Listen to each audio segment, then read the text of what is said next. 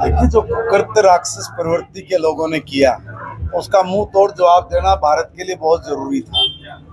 और भारत की राजनीतिक परिपक्वता कहिए इसको, और राजनीतिक परिपक्वता नहीं बल्कि समाज की परिपक्वता भी बोलिए कि सब समाज ने मिलकर ये कहा कि बार बार जो हमारी भावनाओं को कुचला जा रहा है, बार बार जो निहत्थे लोगों को कत्लेआम करके वो लोग आतंकवाद को बढ़ावा दे रहे हैं, उनकी कमर तोड़ी जाए। तो आज भारत ने ऐसी कमर तोड़ी है कि अब पाकिस्तान दोबारा या कोई भी आतंकवादी देश दोबारा ऐसी हिमाकत नहीं करेगा। ये तो ये सोच रहे थे कि बॉर्डर के साथ जैसे पहले एक दो बार भारत ने कार्रवाई की है तो बॉर्डर के साथ के एरिया में कोई कार्रवाई होगी, मगर उनको ये नहीं पता कि भारत के सम्मानित प्रधानमंत्री जी क्या बोल रहे हैं। उन्होंने कहा था कि जो भी आतंकवाद की बची खुची जमीन है उसको भी नेस्तनाबूद करने का समय आ गया।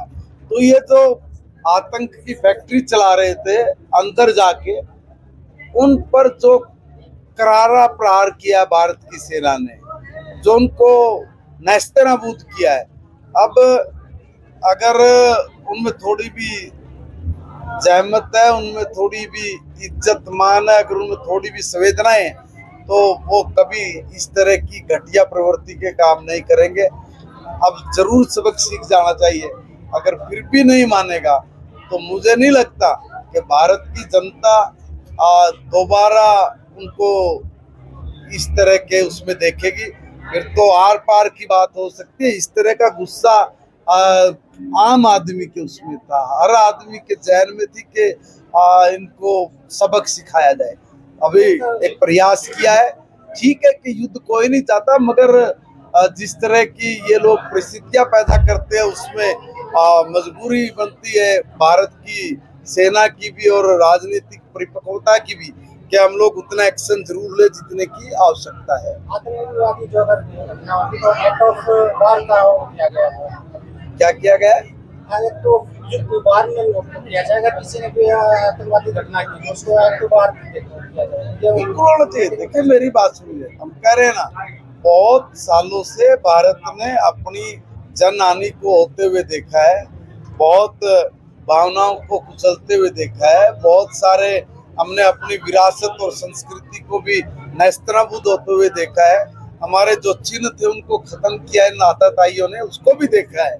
सारी तरह के विनाश को देखने के बावजूद भी इतनी संयमित संस्कृति अगर किसी की है तो वो हमारी हिंदू संस्कृति है। और हिंदू कोई धर्म नहीं, हिंदू जीवन जीने के पद्धति का नाम है। और ये पद्धति इतनी विकसित पद्धति है जिसमें सब कुछ समाहित है, इस पद संस्कृति से बाहर कुछ है ही नहीं। तो इतनी विराट संस्कृति का मालिक है हिंदुस्तान का एक एक व्यक्ति। अगर उसकी संस्कृति पर अब कोई कुठाराघात करेगा, कोई हास करेगा, कोई सीमाएं लांघेगा तो हम सीमा लांघ कर मारेंगे। सीज़फायर के बाद तुरंत उन्होंने सीज़फायर का उल्लंघन किया, तो उसका मजा हिंदुस्तान की सेना चखा ही रही होगी पक्का। लेकिन जो शिमला समझौता हुआ था उसमें ये बात थी कि भाई जो हमारे दोनों पाक और इंडिया के बीच में तीसरा देश नहीं आएगा। अमेरिका ने इस बार मध्यस्थता की है, क्योंकि मुख्यमंत्री रहते नरेंद्र मोदी ने कहा था कि बिचौलिया कौन होता है अमेरिका।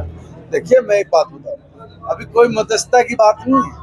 क्या मध्यस्थता हुई? कोई बीच में कोई टेबल पे थोड़ी बैठा कोई आदमी। देखिए नहीं, देखिए हर व्यक्ति अपनी भूमिका निभाता है। भारत ने भी रूस यूक्रेन के अंदर अपना ट्वीट करके कहा था कि भाई हम लोग मध्यस्थता कर सकते हैं। हम लोग कहते हैं कि भाई युद्ध अच्छी चीज नहीं है, इसको बंद करिए।